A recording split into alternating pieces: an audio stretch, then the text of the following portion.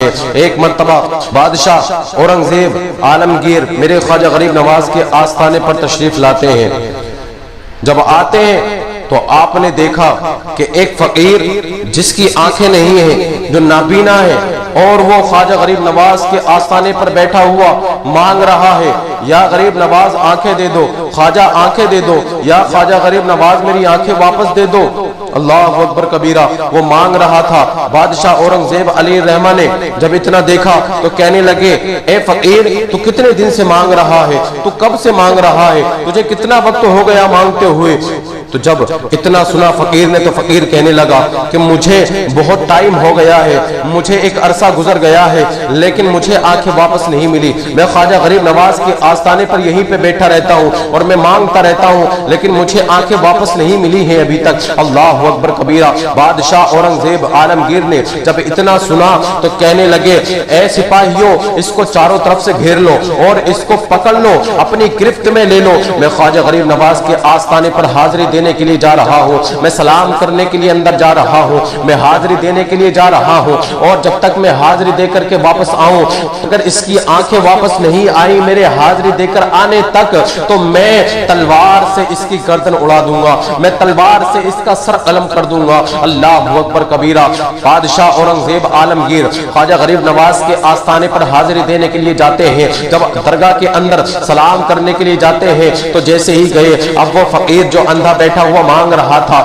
جو خواجہ غریب نواز کے آستانے پر اندھا فقیر بیٹھا ہوا مانگ رہا تھا، یا خواجہ آنکھیں دے دو، خواجہ غریب نواز آنکھیں دے دو، آنکھیں دے دو، میری آنکھوں کی روشنی آ جائے۔ اب وہ کہنے لگا، رونے لگا، گریہ وزاری کرنے لگا، اور رو رو کر کے عرض کرنے لگا، یا خواجہ غریب نواز میں آپ کے آستانے پر مانگ رہا تھا، اس لیے مانگ رہا تھا کہ مجھے پیسہ مل جائے، میں اب تک اس لیے مانگتا تھا کہ میں اپنی آنکھوں کا سوال کروں گا تو مجھے لوگ نابینا سمجھ کر پیسے دیں گے۔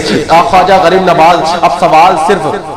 میرے آنکھوں کا نہیں ہے، اب سوال میری جان کا بھی آ گیا ہے۔ اگر میری آنکھیں واپس نہیں ملیں گی، اگر میری آنکھوں کی روشنی واپس نہیں آئے گی تو بادشاہ اورنگزیب عالمگیر میری تلوار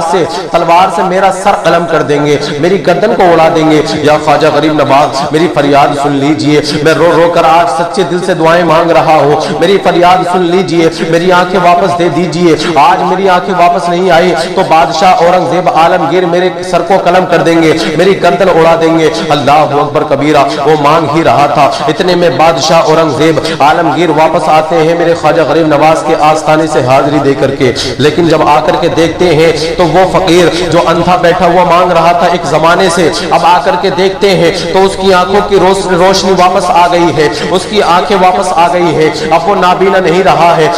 بلکہ وہ دیکھ رہا ہے، اپنی آنکھوں سے دیکھ رہا ہے۔ بادشاہ اورنگزیب عالمگیر مسکرائے اور دیکھ کر کے کہنے لگے، اے اندھے فقیر، تو ایک عرصے سے بیٹھ کر کے جھوٹ بول رہا تھا، پیسے کمانے کے لیے مانگ رہا تھا، روٹی اور بوٹی کے لیے مانگ رہا تھا، لیکن آج جب تو نے سچے دل سے مانگا ہے تو تجھے، اگر تو پہلے ہی دن سے سچے دل سے خواجہ غریب نواز کے آستانے پر مانگ لیتا تو اللہ تبارک و تعالی تجھے پہلے ہی دن خواجہ غریب نواز کے صدقے میں تیری آنکھیں واپس کر دیتا، تجھے آنکھیں عطا کر دیتا، تیری آنکھوں کی روشنی واپس آ جاتی۔ اللہ تبارک و تعالی خواجہ غریب نواز کے صدقے میں تجھے پہلے ہی دن عطا کر دیتا۔ یہ خواجہ غریب نواز کی شان ہے، یہ میرے خواجہ غریب نواز کا آستانہ ہے کہ جو بھی آتا ہے وہ خالی ہاتھ تو آتا ہے، جو بھی مراد لے کر کے آتا ہے وہ اپنی مرادوں کو واپس لے کر کے لوٹتا ہے، اپنے دامن کو بھر کر کے واپس پلٹتا ہے۔ یہ میرے خواجہ غریب نواز